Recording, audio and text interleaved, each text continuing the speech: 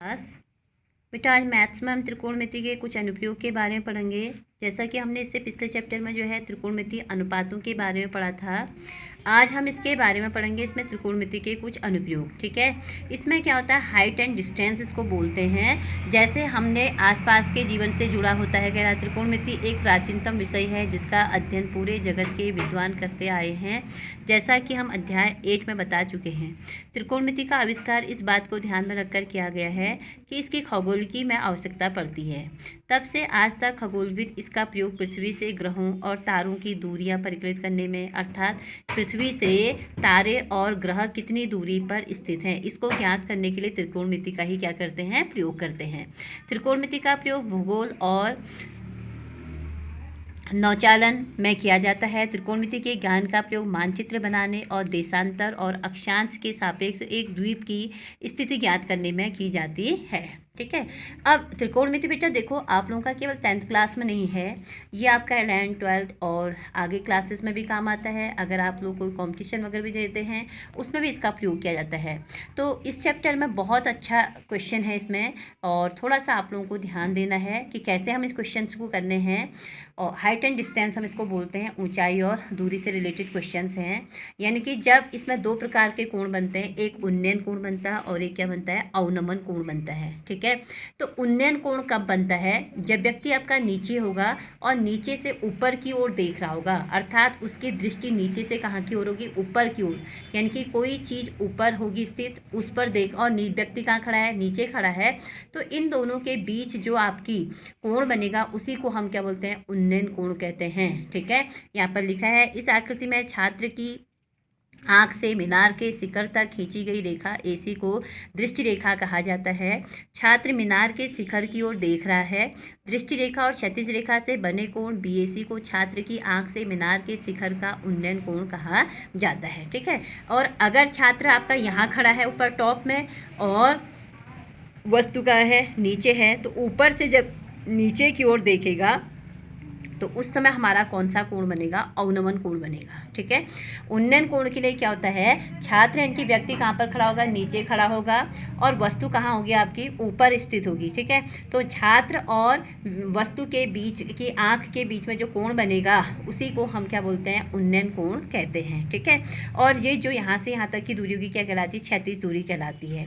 दूसरा अवनमन मैंने आप लोगों को समझाया। अवनमन में क्या होता है कि हमारे पास व्यक्ति कहाँ खड़ा है, ऊपर खड़ा है, और वस्तु कहाँ है, नीचे है। तो उस समय आपका कौन सा कोण बनता है, अवनमन कोण बनता है। जैसा कि मैं आप लोगों को बता रही हूँ, यहाँ पर देखिए, ये आपका क्वेश्चन है, ठीक है। इसमें कह रहा है, यदि वस्तु P प्रेक्षक के नेत्र O के क्षैतिज तल से नीचे स्थित हो तो उस वस्तु को देखने के लिए अपना सिर नीचे की ओर झुकाना पड़ेगा। इस स्थिति में दृष्टि रेखा OP और OA के एक कोण बनाते हुए घूम जाएगी, तो न्यून कोण एंगल AOP P का अवनमन कोण कहलाएगा। देखो, यहाँ से नीचे की ओर जब आप देख रहे हैं तो उस समय कौन सा कोण बनता है, अवनमन कोण, और ऊपर की ओर देखने पर कौन सा कोण बनता है, उन्नयन कोण बनता है। तो एक्सरसाइज बहुत ईजी है, थोड़ा सा उसको समझना है। और एक चीज़ मैं आप लोगों को और इसमें एक्सप्लेन कर दे रही हूँ कि अगर आपके पास लंबाई और कर्ण तथा ये क्या है, आधार, और उनके बीच बना हुआ कोण, इस टाइप का कोई क्वेश्चन हो, लंबाई और कर्ण जहाँ पर, मस्ट कहना चाह रही हूँ मैं, लंबाई और कर्ण जहाँ पर हो और कोण आपको क्या दिया हो, थीटा दिया हो, तो उस समय जो है आप यहाँ पर साइन का प्रयोग करेंगे, ठीक है। और जिस समय आपके पास लंब और आधार होगा उस समय आप किसका प्रयोग करेंगे, टेन का प्रयोग करेंगे। अमूमन इसके क्वेश्चन साइन और टेन से ही होते हैं। कहीं कहीं पर कंडीशन अगर ऐसी होती है जब आप आधार और कर्ण से रिलेटेड क्वेश्चन होगा तो आप वहाँ पर किसका प्रयोग करके करेंगे, कॉस का प्रयोग करेंगे, ठीक है। नहीं तो इसके सारे क्वेश्चन आप किससे करेंगे, कहा मैंने, साइन से। साइन कैसे होता है, कहा मैंने, जब आपका लंब, कर्ण और आपको कोण दिया होगा तो वहाँ पर किसका प्रयोग किया जाता है, साइन का प्रयोग किया जाता है, ठीक है। तो अब मैं आप लोगों को नई एक्सरसाइज बता रही हूँ। इस एक्सरसाइज को बताने से पहले एक क्वेश्चन मैं आपको करा रही हूँ, उदाहरण का क्वेश्चन है, पहले थोड़ा सा उसको देख लीजिए फिर मैं आपको बताती हूँ, ठीक है। बेटा आपसे कह रहा है, सर्कस का एक कलाकार एक 20 मीटर लंबी टूर पर चढ़ रहा है। सर्कस का एक कलाकार एक 20 मीटर लंबी डोर पर चढ़ रहा है जो अच्छी तरह से तनी हुई और भूमि पर सीधे लगे खंबे के शिखर से बंधा हुआ है। अब अगर आप मेरे सामने होते मैं तो उसको एक्सप्लेन ऐसे करती कि जैसे ये आपका क्या है, ये आपका खंबा है, ये आपका क्या है, खंबा, और खंबे से एक डोरी तनी हुई है, तो डोरी कैसे होगी, इस तरीके से लगी होगी। ये आपका खंबा है और इस खंबे के जो शिखर है, ये शिखर दिख रहा होगा आपको, इस शिखर से डोरी आप तनी हुई इस तरीके से होगी। तो अब आपके पास देखो डोरी और खंबे के बीच में जो कोण बनेगा वो हमारे पास कितने डिग्री का कोण बन रहा है, कह रहा है यहाँ पर 30 डिग्री का कोण बना है। देखो क्वेश्चन मैं आपको फिर से समझा रही हूँ। सर्कस का एक कलाकार 20 मीटर लंबी डोर पर चढ़ रहा है जो अच्छी तरह से तनी हुई है और भूमि पर सीधे लगे खंबे के शिखर से बंधा हुआ है।